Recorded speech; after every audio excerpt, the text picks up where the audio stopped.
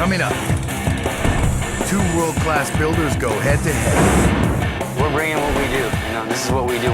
Inspired by legendary fighting machines of the past. P-51 Mustang, quite so freaking mighty. It's kamikaze, baby.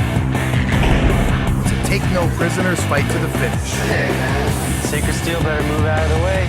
Hey guys, come on, we got some work to do. I think he's gonna be bitching. This is Chopper Wars. I'm ready to win a chopper war.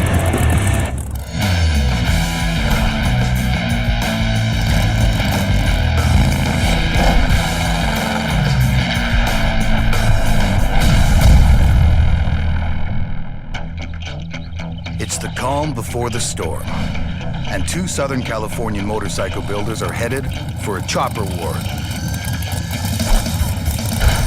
Jason Wilson, known for his bare-bones creations with an old-school vintage style. That's just my thing. I think that's when motorcycles were motorcycles. If it doesn't make you go faster, then it wasn't on the bike. Versus Mike Simon, revered for his high-style hot rods with modern engineering. I'm really into hot rod and racing and stuff, so all our bikes, they gotta run. Their final destination, Chino, California, the present-day home of two awesome war machines of the past.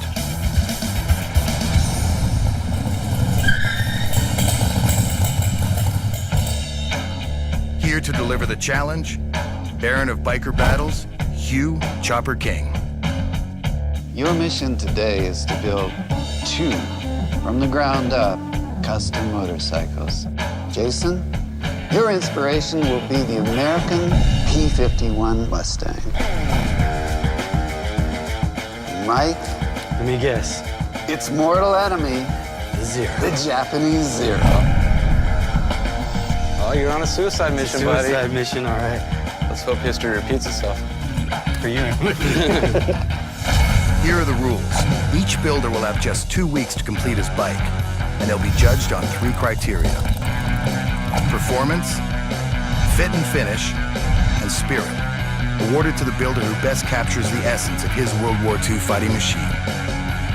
So take a close look, very close look, and I'll see you in 2 weeks. The battle lines are drawn. Jason gets an invincible warbird, the North American P-51 Mustang. And Mike, the assassin of the Pacific, the Japanese Zero. It's a cool thing. World War II bombers and fighter planes is pretty awesome. Should be pretty cool. 2 weeks from now, Mike and Jason will be back with their finished bikes to go head-to-head. Reseda, California, 20 miles northwest of downtown Los Angeles, home of Mike Simon and Simon Cycles. All right, guys, check it out. Last night we got the challenge to build a bike from the ground up. It's got to be modeled after a Japanese Zero from World War II. Basically, the baddest planes that Japanese had, they got a bunch of different color schemes, black, red. They have the green and red. Definitely put a rising sun on the thing, because these were kamikazes. Lightweight, quick, and highly maneuverable, the Zero was the world's best carrier-based fighter of its time.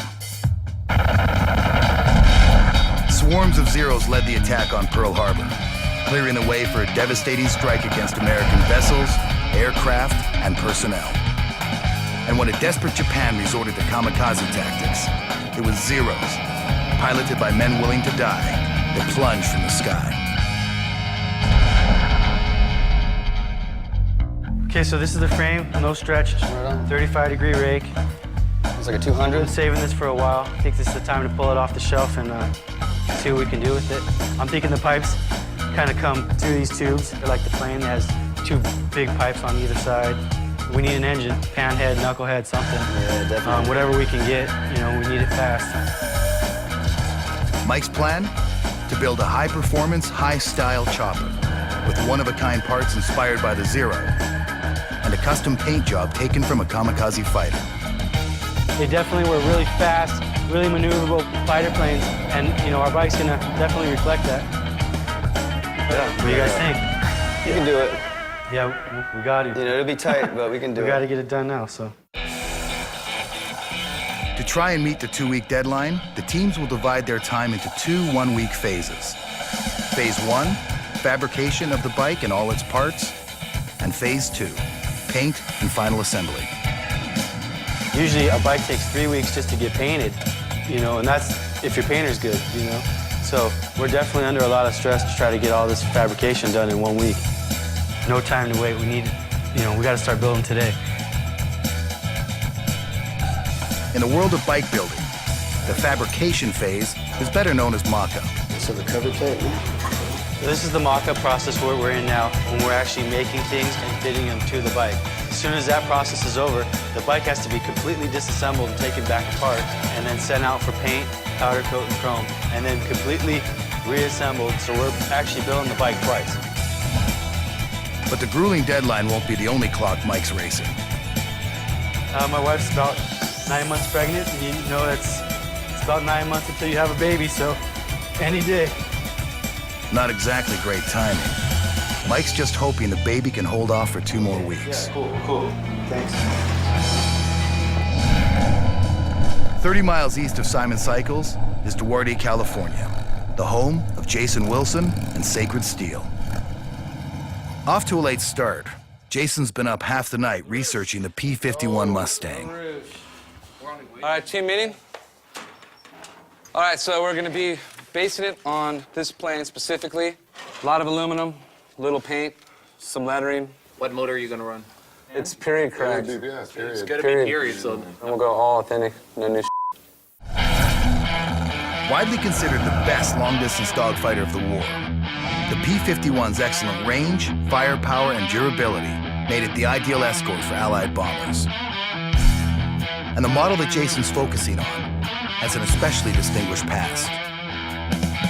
The Cripes Mighty, the same model piloted by legendary World War II ace Major George Preddy, a hero of American aviation, credited with 26 air-to-air kills.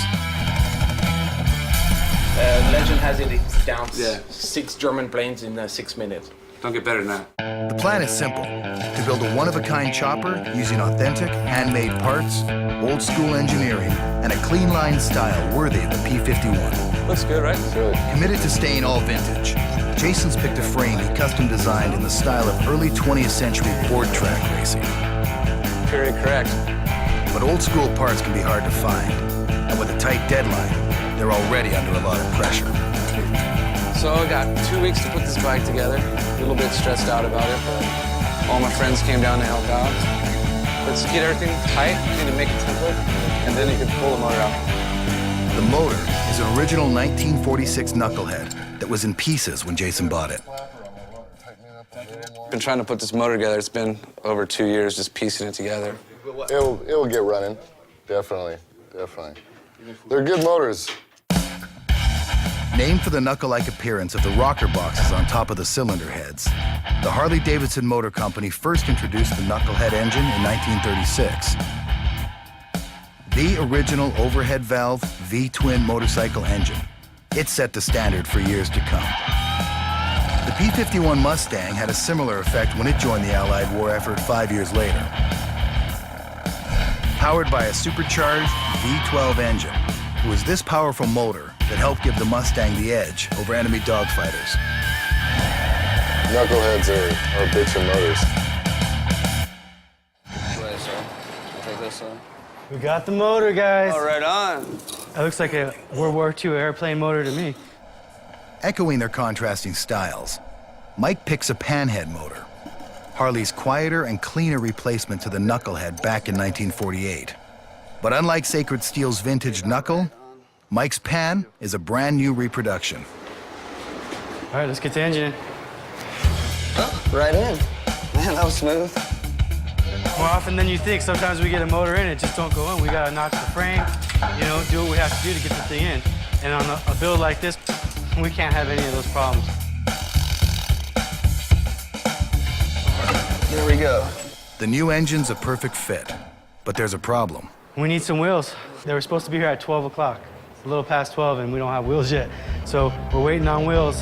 Hopefully they get here soon so we can keep going. If we don't get the wheels today, we're behind big time. So where the wheels at?